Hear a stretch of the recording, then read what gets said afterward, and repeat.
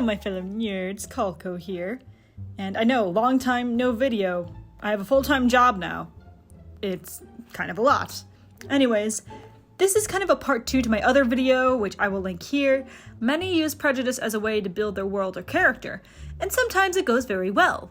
Other times, not so much. The danger of being cringe is also incredibly high here. Last time we learned how to make a bigoted person, so today we're going to talk about another important aspect, society. But first I wanted to address a few things from the last video. First of all, I'm not trying to say that men can't face sexism. Anyone can face prejudice. I just accidentally used examples that were all based on women. That was completely unintentional on my part. I deeply apologize. Second, the actions have to be justified in the mind of the action doer. It does not mean you're trying to rationalize actions or make a character sympathetic. The only thing needed is that the person doing the action has to justify it in their own mind.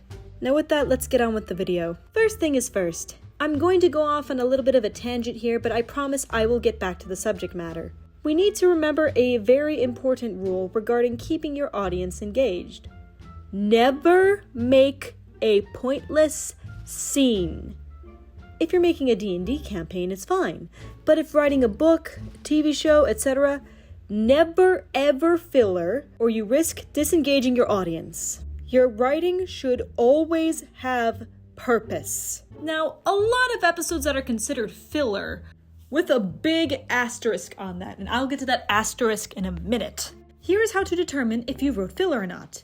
This scene must tell us something new about the characters, society, plot, etc. An example of this done good is the movie Elf.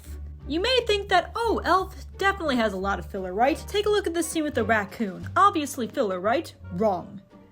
This scene with the raccoon shows us Buddy's ignorance of non-North Pole creatures, since all the animals on the North Pole talk, and he expects the same back. It's a silly scene, like all the scenes in Elf, but it shows us the difference between our worlds and the North Pole and how Buddy adapts. Also, the hug thing is a reoccurring theme amongst Buddy. Do not be like Steven Universe, where filler turned a lot of people away from it. There were so many episodes in the beginning that could have been cut out and have not affected the plot at all. Another way that filler can be okay is if it's brought up again later in the scene. Again, let's turn to the Elf's raccoon scene. The hugging gets brought up constantly throughout the film, therefore we can assume that it's a part of the culture Buddy grew up in. The scene where Santa is telling him what to look out for in New York City is a very important scene, even though not all of the information is exclusively useful. But you don't have to have exclusively useful info, because a lot of what Santa is telling Buddy now will come up later as we see him eating gum off of the street. But not all the information in this scene is going to come into play, and that's okay. You don't have to have purpose behind every single line of dialogue you write, or every single thing you put in the scene, just as long as that time that is spent on that scene is not completely worthless. If the scene tells us something important, it is not filler. A lot of scenes in Elf seem like it's just for comedy, but the people Buddy interact with come up later in the story. From the little girl, the guys on parole, the people in his dad's office, we all see them later and how much Buddy has impacted their lives. The third way to make this scene not filler is to do something you know the audience wants or needs to see. Beach episodes are often a prime example of filler, but if your audience is horny men who want to see their waifus in bikinis, you are giving the audience what they ask for. Also, technically this tells us something new by showing how these girls prefer to dress, what kind of activities they like to do. Also, it's a good way to show people bonding so we're not wondering why they're suddenly friends after knowing each other for only 2 days. You can still have a lot of the scene be filler, but as long as you sneak in some details or something that tells or shows us something new, or something we need to know for later, then your scene is worth it. But that's my opinion on filler. Now, why am I discussing my stance on filler? Well, just as any other scene, you should have a purpose for portraying prejudice in your work. Whether it's saying something about society, fleshing out a character, showing how a character adapts and reacts, showing what is considered right and wrong, basically, don't just stick a hate crime in your work just for the hell of it, or it's going to come off as cringe. You need to decide why you are making this incident in the first place. Are you commenting on your society, a fictional society? Are you trying to teach kids racism is bad? Are you trying to teach that prejudice is a reality? Are you trying to motivate others to stand up against prejudice? Society says a lot about the world you're in. Is the victim's response socially acceptable? Are they going to be seen as unreasonable by society for their response? Is the action deemed as a wrong by society? Will the perpetrator face consequences? This also plays into the reaction of your victim, bystanders, and the consequences that follow. But first things first, you need to solve the question of why the prejudice? Why does prejudice exist in your world? Is it tradition? Is it some made-up belief on genetic supremacy? Were these two groups previously at war? Are there different belief systems? Is it religion? Is it negative stereotypes? Make sure there is a reason for the prejudice. You will be shocked how many people forget this. They always say write what you know or use examples, so I will give you some real-life examples that you can use. Many Ukrainians think that Russians are genetically inclined to like dictatorships due to all the oppression that the Ukrainians have faced under them. And also looking at Russian history. Is this true? Of course not. But things like bad history can bring these things up. In turn, many Russians think that those in former Soviet republics are ungrateful for the modernization or progress that Russia did for them during the USSR. Lithuanians have had bad histories with Poles and Russians, so I, who happen to look super Slavic, was not treated very well over there until I told them where I was really from. Maybe they have territorial disputes like Armenians and Azerbaijanis. Both of these people groups accuse each other of committing genocide 100 years ago. Maybe one group represents a large number of immigrants and the native inhabitants think they're freeloaders or taking their jobs. Maybe the native inhabitants don't think the new culture integrates well and feel that their culture or way of life is threatened. This could also all be untrue, but it doesn't have to be for it to work. Because as I stated in the last video, the only thing that matters is that the offending group has a justification in their own mind to do what they do. Maybe there's a negative stereotype associated with a certain people group, like how everyone in Europe seems to think that people in the Balkans are thieves and organ traffickers. Or you can get creative. In one campaign I was in, the elves hated humans because it was believed the humans killed their religious prophet thousands of years ago, and their god told them to never forgive the humans. Overall, make sure that there's a reason for the prejudice. Don't have it just 'cause.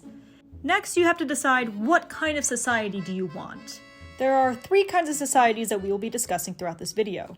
In this society, prejudice is part of the society and enforced or encouraged by law. And by encouraged, I mean acts of prejudice go ignored by the law enforcement or are enshrined in the law, thus perpetrators know that they can get away with it. This is a society where it is socially acceptable to be prejudiced and people feel like they don't need to change. When I say inherently prejudiced, I mean normally suffocating in prejudice, like horribly racist, sexist, etc. But a fair warning, if you want to go this route, you really have your work cut out for you. It sounds easy, but you can easily mess this up by forgetting about one tiny detail: consistency. As much as I love Hell of a Boss and Vivian Madrano, the portrayal of classism in Hell of a Boss is not the greatest, as you know from one of my previous videos. We are told time and time again that imps are the lowest of the low and are squashed down by society, and Blitzo's business is supposed to be an outlier. But then we see Moxie's dad is an uber-rich crime boss. Hellhounds are treated like actual dogs and are considered as lower than imps, but one of them is dating one of the 7 deadly princes. Meanwhile, dating out of your class is supposed to be considered taboo? Another example of inconsistency ruining an otherwise great concept is RWBY. RWBY really drops the ball on the Faunus arcs in later seasons. They built up Atlas to be an incredibly racist society. The Academy is apparently so prejudiced that Ilya had to pretend to be a human to get in, and they make fun of Faunus dying in dust mines. But yet, the supposedly most racist kingdom has a Faunus as one of its Aesops and in its top hunter schools, one of which they send to represent in the tournament. The same school that Ilya had to pretend to be human to get into. Ah yes, such racism, such prejudice. Just remember, if you have an inherently prejudiced society, show that certain groups are being held back and oppressed, and keep it consistent and constant. Hairspray does a great job showing this. The black kids are held back due to racism, showing that the school is incredibly racist. Tracy simply announcing that she wants to invite African Americans on the show permanently is met with strong backlash, threatening to fire the host of the show and other legal issues. Protests are met with law enforcement. Tracy faces body discrimination throughout the entire story to where it's a part of the plot as a prime obstacle she has to overcome. It's also why her mother never leaves the house, showing just how prevalent body issues are in the society and the toll they take on people. When you have a story set solely in an inherently prejudiced society like Hairspray, Les Miserables, and The Handmaid's Tale, often the plot revolves around trying to fight back against said society or trying to overcome the obstacles this society puts into place, because otherwise the characters may be too limited by the oppression surrounding them. If you're going to have an inherently racist society, it bleeds into everything, such as education and opportunities. Somebody who is poor should not have access to the opportunities a rich person would. Having someone from an out-group study abroad and have the latest technology doesn't hold all that well unless you're trying to send another message like money matters more in this society if you can manage to make it, or something like that. Or if the prejudice is only very minor. RWBY. Who the leaders of the society are. If you are supposed to have a chokingly repressive society and one of the members of the elite is a member of an oppressed group, something is very wrong with your consistency. RWBY. How people live. Someone in the out group won't have access to the same experiences, jobs, luxuries, access to certain places, etc. as those in the in group. And how people act. That I will get into later. But if you're having a member of the out group constantly mouthing off to those in the in group without any repercussions, people are going to question how repressive your society actually is. If someone in this society isn't prejudiced, you have to show or explain why, or else it may be mistaken for the norm, or write it in a way that shows that this isn't the norm. Maybe the victim is shocked to be receiving help from someone in the in group. Maybe the person who isn't prejudiced is discriminated against because of their beliefs. If you have a society like this, you cannot just talk about discrimination, you have to show it. And at the same time, you also have the opportunity to enact some of the worst, most depraved actions you could think of and create an incredibly dark, messed up world if that is what you are going for. Like I said, because this type of society can really limit your plot and actions, I would not recommend writing this for first-time writers.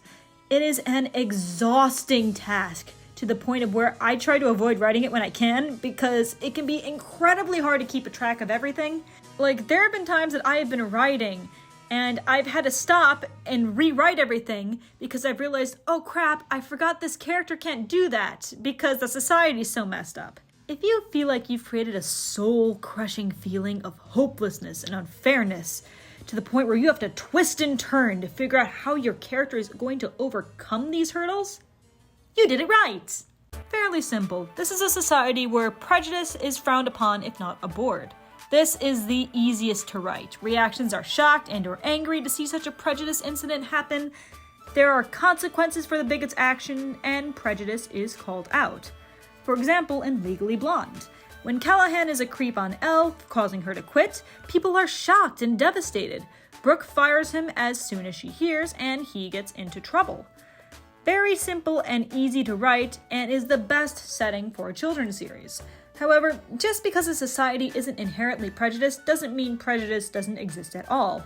This is a case where you have people who don't think that they're prejudiced, or people that are a lot more likely to change and become better people. You may have people second-guessing if what they did was discriminatory. You may have people trying to break the biases that they were raised with. This is the society that shows up in the overwhelming majority of modern-timed media. You may not think so, but it is. Because people will often take this as a default, for a mostly non-prejudiced society, and then find other ways to mix in prejudice, which I will discuss in the following.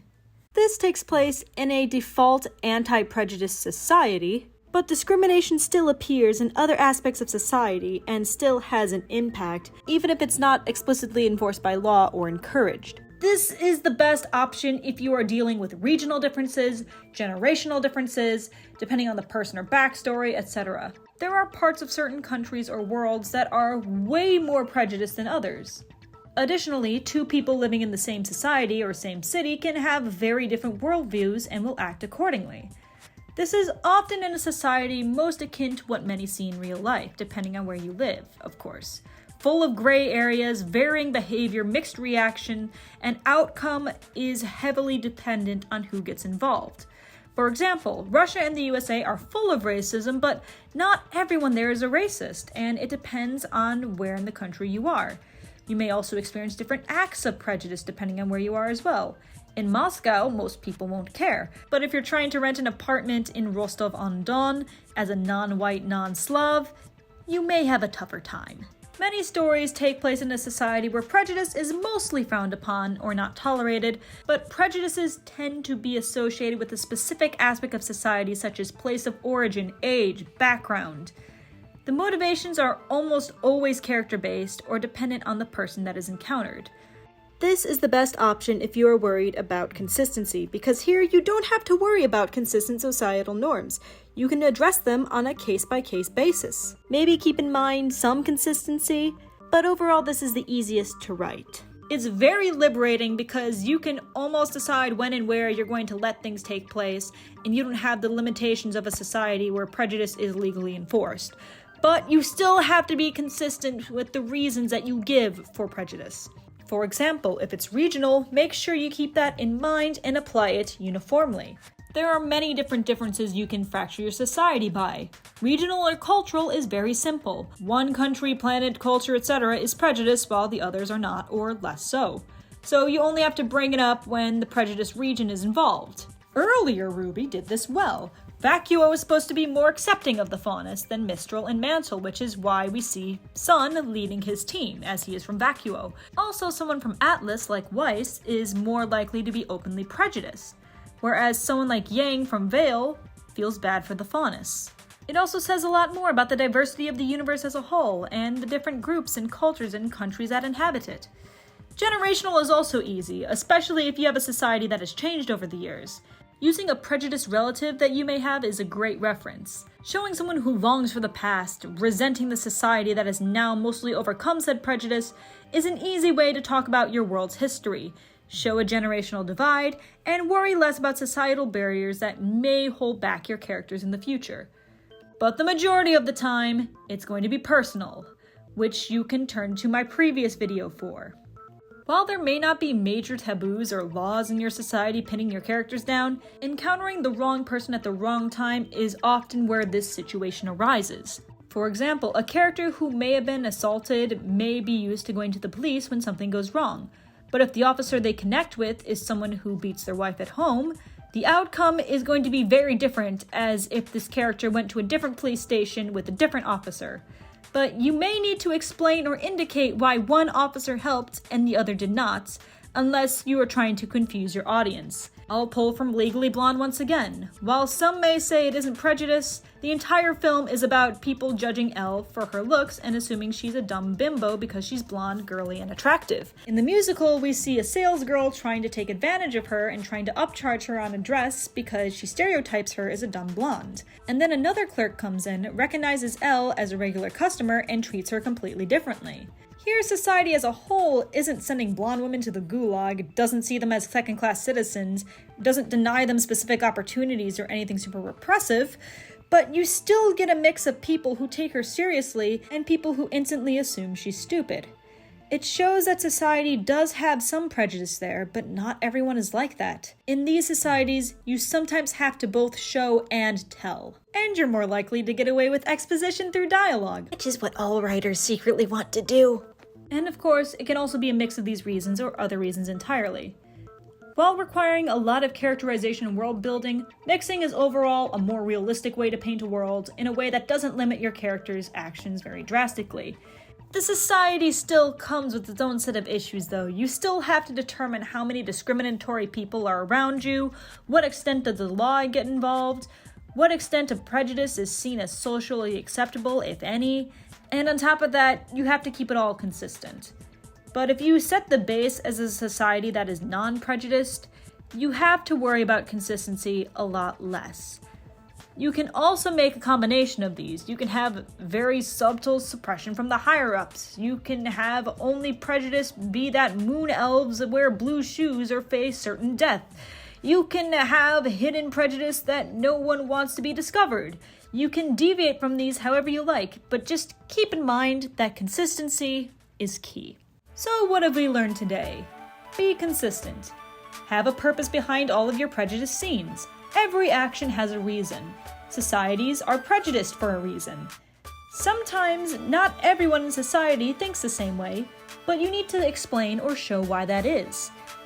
And most importantly, be consistent. Whether you want to teach an important lesson or build up a setting, prejudice and bigotry can do a lot for your work, but ingraining that into your fictional society can be a much harder task than it appears. With that, keep on studying.